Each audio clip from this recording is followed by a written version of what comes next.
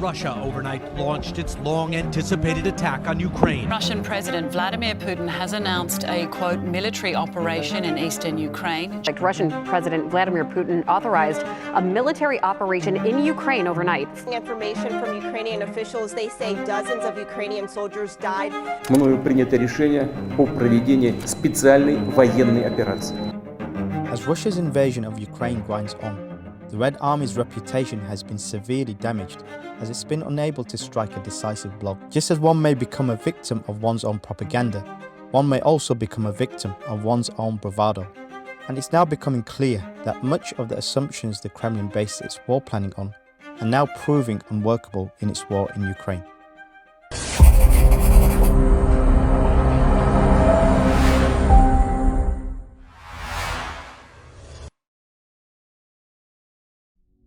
Russia's political leaders believed the war in Europe's largest country would be a quick and swift war.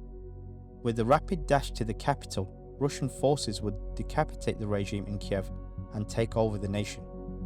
They also believed the regime in Kiev would put up little resistance, and this would lead to the collapse of the political system. The Kremlin also believed the war would be unpopular at home and within the army, therefore it needed to be kept a secret. That's why the invasion was announced as a special operation. Within the first few days, these assumptions began to unravel, causing major problems for Russian forces invading Ukraine. The military strategy has been observed with taking Kiev.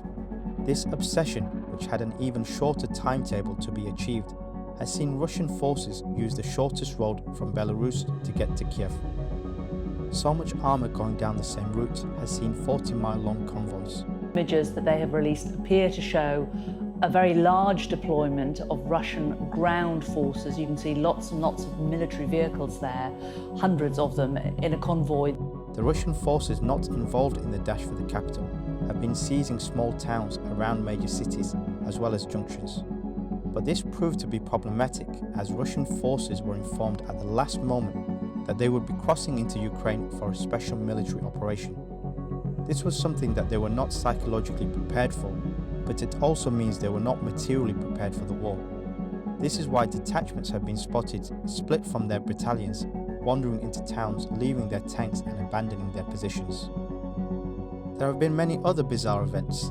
The bulk of Russian forces have not been deployed in the invasion. Russia's air power has largely sat the war out, and there has been little use of Russia's infamous hybrid warfare.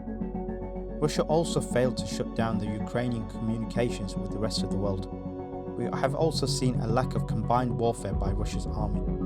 There are videos all over social media showing tanks without infantry, infantry without tanks, reconnaissance with support vehicles well behind their own units, with some troops wandering into towns on their own.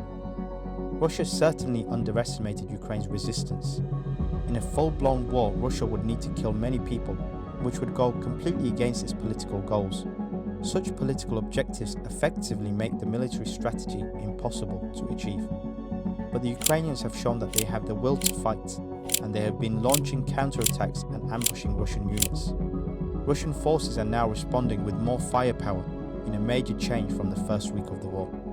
Urban warfare is now taking place, and this is something most of Russia's forces have little experience or training in. It's also why Putin had turned to Chechen units who are experienced in urban warfare. The most surprising aspect of the invasion had been the notable absence of Russian air campaign. Russia's military opened the war with an airstrike campaign, but it would seem in order to avoid deaths and destruction, the Air Force has largely sat out this invasion. Russia is not short on fixed-wing aircraft and bombers, and Ukraine shares a border with Russia, so it could bring into operation many of its air assets. It now seems the assumption of Ukraine regime collapsing and the need to avoid high destruction and deaths has resulted in a small ground force being insufficient to win the war. Ukraine is completely winning the information war. We are seeing videos showing Ukrainian mothers preparing Molotov cocktails, young children and women boarding trains to become refugees across Europe, and even Ukrainians taking down Russian jets. We are seeing nothing from the Russian side, and this is likely because Russian authorities wanted to keep the war a secret from their public.